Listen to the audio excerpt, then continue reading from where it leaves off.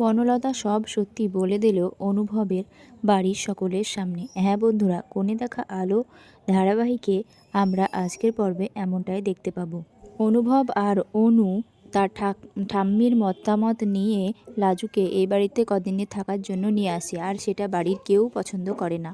বিশেষ করে বনলতা, অনুভবের মা, অনুভবের জেঠিমণি অনেক অশান্তি শুরু করে এটা নিয়ে। কিন্তু অবশেষে লাজু এই বাড়িতেই থেকে যায়। ঠাম্মিকে গিয়ে বলে, তোমার ঘরে আমাকে জায়গা দেবে না ঠাম্মি? তখন ঠাম্মি বলে, হ্যাঁ নিশ্চয়ই দেবো। তাই বলে ঠাম্মি লাজুকে নিয়ে ঘরে ভেতরে চলে যায়।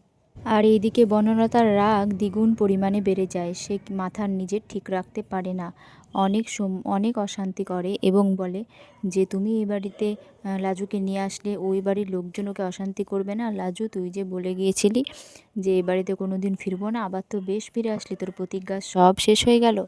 বনলতার উত্তরে লাজু কিছু বলে না। লাজু তার ঠাম্মির সঙ্গে ঘরের ভেতর চলে যায়। তখন অনুভব বলে, কার কোনো আপত্তি আছে? তখন বনলতা বলে, আমার আপত্তি আছে।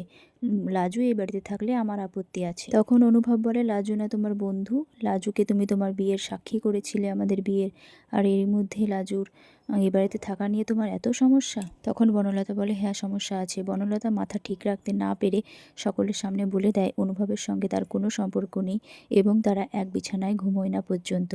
বড়দের সকলের সামনে এই কথাটা বলে দেয় বনলতা। বনলতা এটাও বলে, আমাদের মধ্যে কোনো কিচ্ছু ঠিক নেই।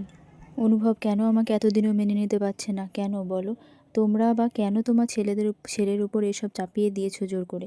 আমার এত বড় ক্ষতি তোমরা কেন করলে বলে অনুভবের মাকে জড়িয়ে ধরে কাঁদতে থাকে বনলতা। অনেকক্ষণেই আবার ঘরে গিয়ে অনুভবকে বনলতা বলতে থাকে, আমি যা করেছি ভুল করেছি অনুভব, আমি আই এম সরি। আমি রাগের মাথায় জানি না কি সব বলে ফেলেছি, তার জন্য আমি তোমার কাছে ক্ষমা চাইছি। অনুভব বলে, তুমি যা করেছো ভালোই করেছো, একদিক দিয়ে সব কিছু ঠিকই হয়েছে, সবাই সব সত্যিটা জানতে পেরে গেছে।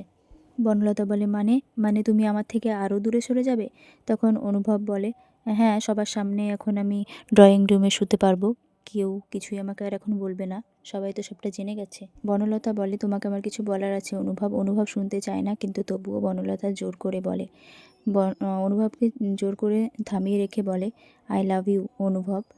অনুভব হাঁ করে বনলতার দিকে তাকিয়ে থাকে। অনুভব এটা শোনার পর কী রিয়াক্ট করবে সেটাই আমাদের দেখার পালা। অনুভব কি সব কিছু মেনে নেবে, না কি খুব রিয়াক্ট করবে, নাকি হাসি মুখে চলে যাবে? তো আজ এই পর্যন্তই। ভালো লাগলে ভিডিওটিকে লাইক করে দেবেন।